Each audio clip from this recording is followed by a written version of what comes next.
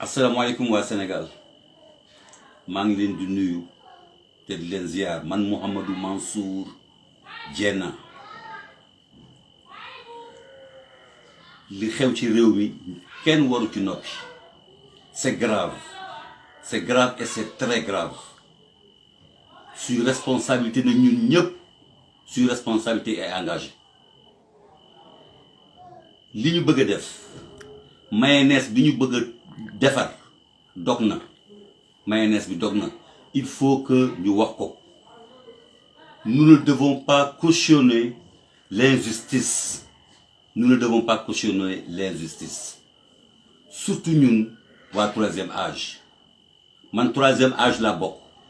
je suis un ancien militaire un ancien combattant donc waruñu cautionner li nga xam ne moom moo am ci réew mi c'est grave. Nous devons penser à nos enfants, penser à nos petits-enfants. réew mi bu tàkkee ñun ñëpp la tàkkal te du suñu intérêt ñun li ñuy am nañ ko pare fi ñu yegg nañ ko fa pare. président Macky Sall man ancien militaire personne du troisième âge un citoyen qui a rendu service à sa nation, qui a représenté le Sénégal en Afrique, qui a représenté le Sénégal aux Nations Unies. Man maa lay ñaan président 31 décembre yaa wax ne am na dossier yoo xam ne yaa ci teg sa conc wax nga ko avant 31 décembre 31 décembre yaa wax ne am na ñoo xam ne kenn du leen laal ñooñu nga xam ne kenn du leen laal na ci Sonko bokk Sonko doomu réew mi la bu fekkee ne dafa taxaw yëkkati loxoom ne dafay defar Sénégal day defar ndaw yi defar lu ko boppam ñun la ko defaral nous citoyens sénégalais yow sa bopp ci nga bokk parce que bisa ngi ñëw di nga bàyyi nguur gi nañ fàttaliku Alaaji Abdou Aziz Dabakh radiyallahu taala anhu la mu waxoon ci ba ñu tëralee Lamine Gueye chaise boo leen mas a toog di ngeen ko mas a wàcc mayonnaise bi nga xam ne ñi la wër ñi nga xam ne ñoo nekk au sommet de l'État ñoom ñoo ko mayonnaise bi dog na tout le monde sait que lii dañ ko manigancé c'est injuste bu kenn war a cautionner injustice ñun troisième âge duñ ko cautionner peut-être am na troisième âge yoo xam ne ils vont dire que bokkuñ ci mais man ak képp koo xam ne kii sama position nga am bokkuñu ci cautionner wuñu injustice bi pour la bonne et simple raison que lii ñëpp xam nañ ne amul duñu jaral na ñu teg suñu loxo ci kaamil wala ñu def leneen mais lii amul tey yàlla moo def xolu Sonko ci biir xolu nit ñi. Moi, troisième âge, je lève ma main pour dire que je suis Sonko. Wa Y'en a marre, ils sont X, ñeneen X. Moi, je dis que je suis Sonko. Et beaucoup de troisième âge sont Sonko. Pour l'an, parce que injustice lañ ko bëgg a teg te benn Sénégalais nangul injustice. ba ñu defee ci yow injustice dañoo taxaw di la xeexle man mii di wax ak yow doo def naa campagne 2 semaines au Waalo pour sa présidentielle.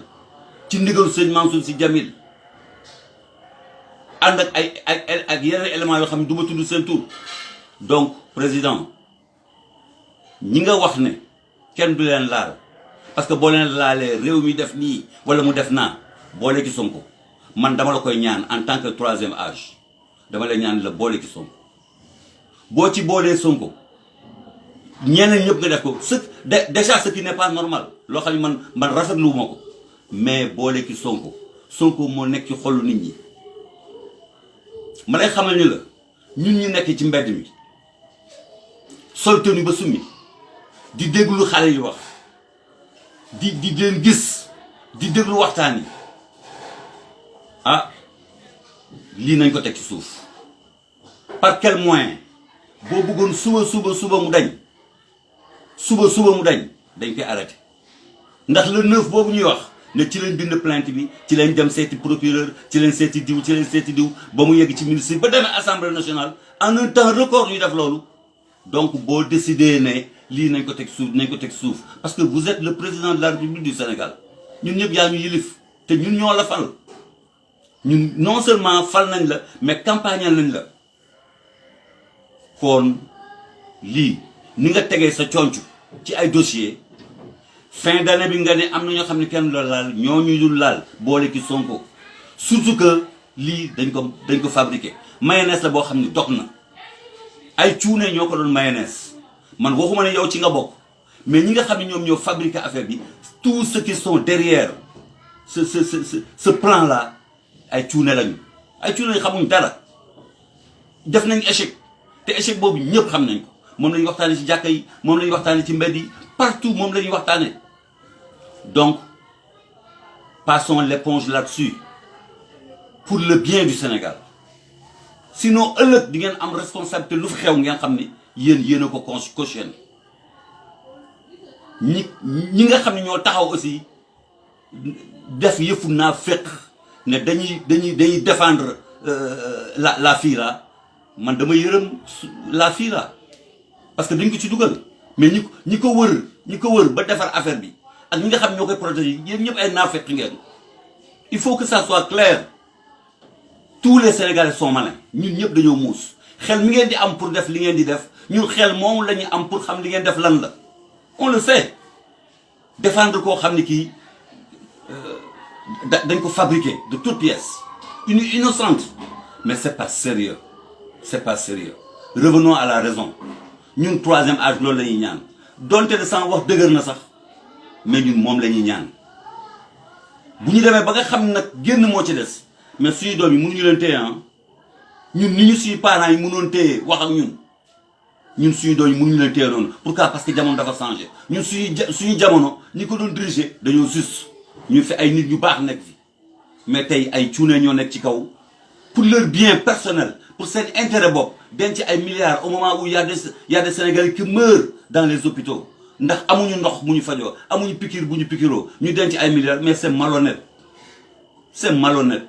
nous sommes au Sénégal nous sommes en Afrique mais surtout au Sénégal dëkk boo xam ne ñun ñi jiite ñëpp ñu baax lañu ay référence lañu Seydi Hadj Malick Cheikh Ahmadou Bamba Maam Limaamu Laay Baye Niass ñun ay kilifa qualité la ñu am mais bu ñu mënul ñoom roy ci ñoom nga xam ne ñoom bugguñu woon dara soxla bu ñu woon dara bu ñu amee benn ñu soxla ko ñu yëkkati ko jox ko ñun ñu toll ci jamono boo xam ne koo ci wax lu mu néew doo gàdd na 1 milliard mais c'est injuste 1 milliard boo xam ne bis a ngi ñëw fi ñu koy bàyyi dem il faut remettre à Sonko ce qui lui appartient ñun troisième âge loolu lañ bëgg bu jóg jotee nag ñun nga xam ne dañu jóg ci injustice le Sénégalais yi jóg pour défendre injustice ñun donte nañuy jël suñuy bant di soox di dem mais dinañ dem te foofu mën nañ fa bañ a yegg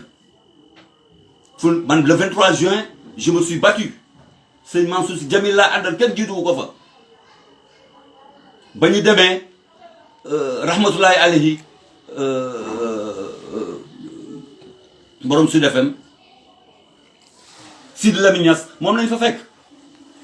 ñi coow ñëpp ñu bëri dañuy soob l'homme du 23 juin di rëy lamiñ vous n'êtes rien du tout ñun personne honnête on s'est battu le 23 juin ba ñu xeexee ba pare yow la yàlla jox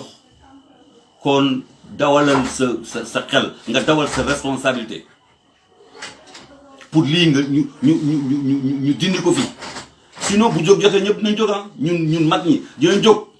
te ñu bëri dégg naa leen ñu ni bis bu xale yi génne ci mbedd mi pour xeex injustice bi ñoom dinañ génn bëri nañu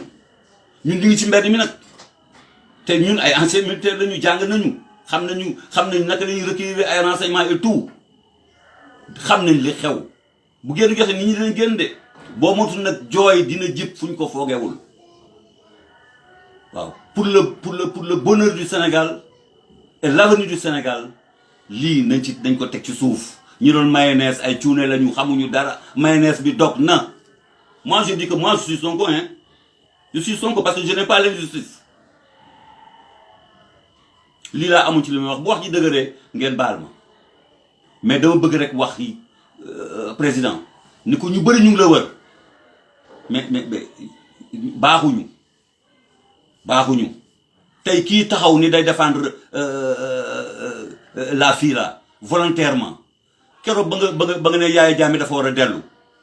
dafa war a joxe pouvoir bi Sénégalais yëpp ils ont applaudi man j'ai applaudi en me soulevant dama jóg taxaw je me suis mis au garde-à-vous di la tàccu ci décision bi nga jël mais il a été le seul Sénégalais malhonnête malhonnête je le dis bien et je pèse bien mes mots bu la contre nañu waxante dëgg ay naafeq lañu bu leen topp yow jeune nga liggéey li nga bëgg liggéey jóge fi ci jàmm ñu tàccu la ñaanal la nga am yeneen responsabilité dans le monde mais naafeq yi bu leen topp président bu leen topp ay naafeq ñoo la wër ñu bëri ay naafeq lañu kenn jiitu ci nag ki nga xam ne moo taxaw ni day défendre bay tudd ay tudd ak benn le dernier des artistes là di wax ay xott di génn ay yoo xam ne man sax bëgguma ko génne sama gémmiñ ñëpp dégg nañ ko ci et puis à la télé ci réseaux sociaux ngay wax di wax ginnaaw kilifa même yow na ma yàlla baal tudd na sa ginnaaw quelqu'un qui n'est rien du tout il est le dernier il n'est même pas artiste keneen ki moom il se dit maître il n'est même pas élève bu nekkee élève c'est un mauvais élève loolu laa amul lu may wax di la ñaanal yàlla jàmm yàlla na yàlla defal jàmm nag ndax yaa jiite suñu réew yàlla na yàlla defal la jàmm mais delloo sa xel te nga góorgóorlu ñu jël li teg ko ci suuf ñun ñëpp ñu ànd ci ñu continuer di la ñaanal parce que loo yoro nguur gi bis nga ñëw di nga ko delloo de suñu dund gi moomuñu ko yàlla daf ñu ko dénk un jour ou l'autre on va quitter ce monde là mais nañ fi jóge bu rafet asalaamaaleykum wa rahmatullah